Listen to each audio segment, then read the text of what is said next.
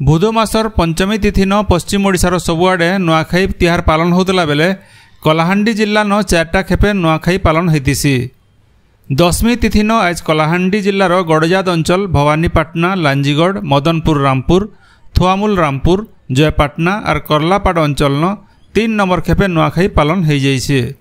माणिकेश्वरी पीठ न धारिज लगन अनुसार सकाल 8:45 नु 9:05 भितर माणिकेश्वरी ठाने नुआ लगी होता।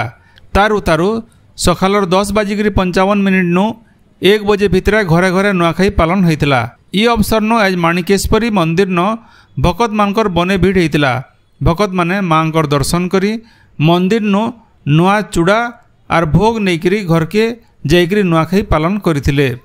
एबा दशहरा दशमी दिन कलाहांडी जिल्ला न शेष खेपे नुआखाई पालन हेबा।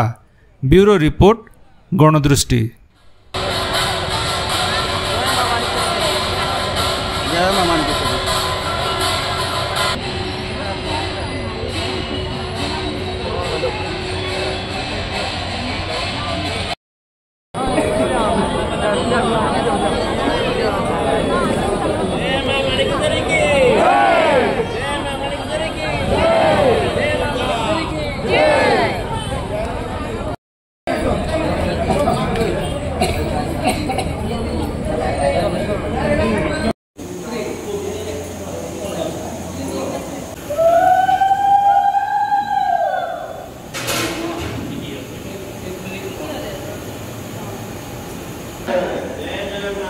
जय